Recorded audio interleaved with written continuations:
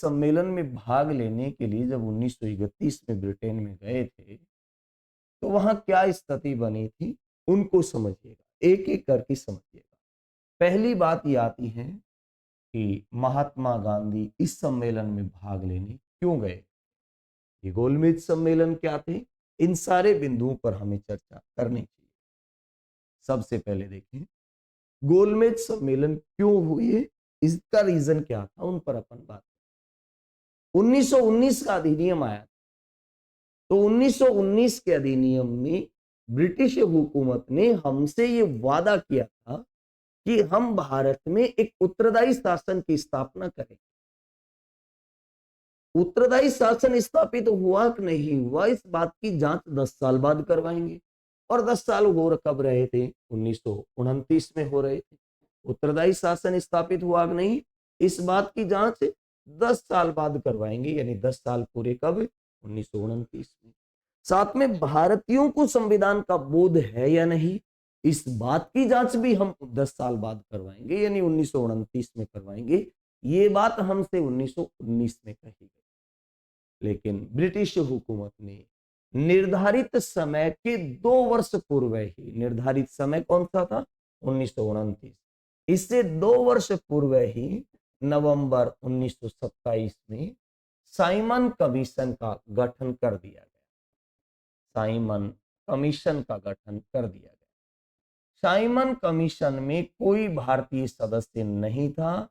Simon commission का भारतीयों ने साइमन कमीशन गो बैक के नारों के साथ स्वागत। ये साइमन कमीशन फरवरी 1928 में भारत आता है, गठन होता है नवंबर 1927। और इन्हीं साइमन कमीशन के दौरान लाला लाजपत राय की पुलिस लाठियों से जब मौत हो गई, तो मौत से पहले लाला लाजपत राय जी ने कहा था कि मेरे शरीर पर पड़ी हुई लाठी ब्रिटिश सरकार के ताबूत की आखिरी कील होंगी। ये लाला लाजपत राय जी ने कहा ब्रिटिश हुकूमत के लिए। इसी दौरान गांधी जी ने भी तय कर लिया कि अब सविनय अवज्ञा आंदोलन शुरू होगा, और 1930 तक आते आते सविनय अवज्ञा आंदोलन शुरू हो गया। सविनय अवज्ञा आंदोलन शुरू हुआ तो गांधी जी को उठा के जेल में डाल दिया गया।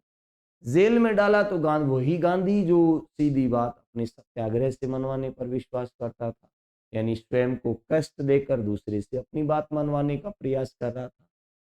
इसी दौरान लॉर्ड इरविन और गांधी जी के बीच में गांधी इरविन समझौता, और गांधी इरविन समझौते के बाद गांधी ये मान गए कि मैं मेरी बात को गोलमेज सम्मेलन में रखूंगा। गोलमेज सम्मेलन वाली बात आई कहां से, क्योंकि साइमन कमीशन का विरोध जब हमने किया तो ब्रिटिश सरकार ने हमें यह आश्वस्त किया कि हम मामले को बैठकर देखेंगे, गोलमेज सम्मेलन बुलाएंगे इसके लिए।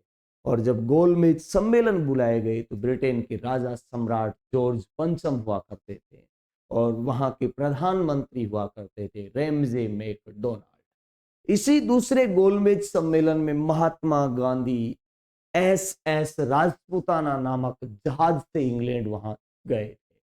और इसी गोलमेज सम्मेलन के बाद जब गांधी को सम्राट जॉर्ज पंचम से मिलना था, तो वहां की राजभवन के द्वारा एक प्रोटोकॉल जारी किया गया कि गांधी राजभवन में जब सम्राट से मिलेंगे तो इसका क्या प्रोटोकॉल होगा। गांधी को सूट वूट पहनना पड़ेगा, टाई लगानी पड़ेगी, यानी एक जेंटलमैन के रूप में आना पड़ेगा।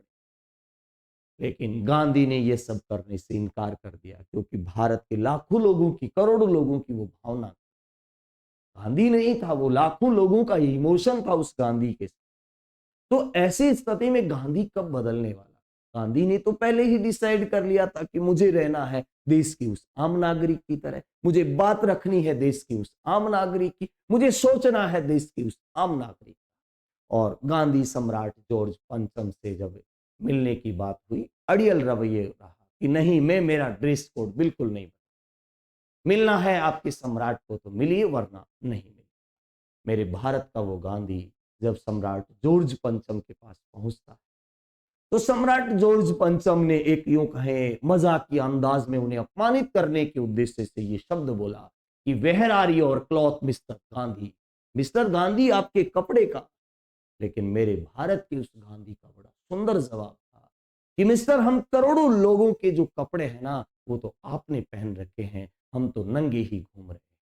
ये बात मिस्टर गांधी ने कही कि इनको जॉर्ज पंचम एक प्रकार से यूं कहें, वहीं पर द्वेषता के से शिकार हो गए, कुंठा सी उनके मन में आ गई कि यार मेरे लिए, हमारे लिए ऐसा क्यों कहा गांधी। लेकिन भाई जॉर्ज पंचम, तुम इस नहीं जानते थे, वो अर्धनगा फकीर जिसको आप कहते थे, उसने आपकी नाक में दम कर दिया और आपको भारत छोड़ने पर भी मजबूर कर दिया, केवल सत्याग्रह के माध्यम से। और उनका सत्याग्रह का मतलब भी क्या था? गांधी जी के सत्याग्रह को जब आप पढ़ेंगे तो गांधी जी के सत्याग्रह का सीधा मतलब ये था कि स्वयं को कष्ट देते हुए दूसरे से अपनी बात मनवा लेना, वो गांधी का सत्याग्रह था। और आज गांधी का सत्याग्रह संभव नहीं है। गांधी के सत्याग्रह को हम घर में जरूर अप्लाई कर लेते हैं, घर वालों से अपनी बात मनवाने के लिए हम स्वयं को कष्ट देते रहते हैं, 2 दिन खाना नहीं खाते, वो अपनी बात मनवाने के लिए अपन ऐसा करते हैं, रूठ जाते हैं। ये गांधी का सत्याग्रह था भाई। ये गांधी ने हमें सिखाया था कि दूसरे से अपनी बात मनवानी है तो दूसरे को कष्ट मत दो, स्वयं को कष्ट देकर दूसरे से बात मनवा लेना, वो गांधी का वास्तविक सत्याग्रह था।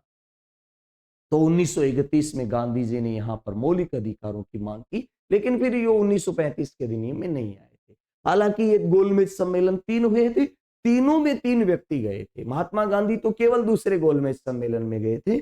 तीनों गोलमेज सम्मेलनों में एक तो भीमराव अंबेडकर, एक बीकानेर के गंगा सिंह का नाम आता है जो तीनों गोलमेज सम्मेलनों में गया, और एक नाम आता है तेज बहादुर सिंह, तेज बहादुर सफरू का नाम आता है।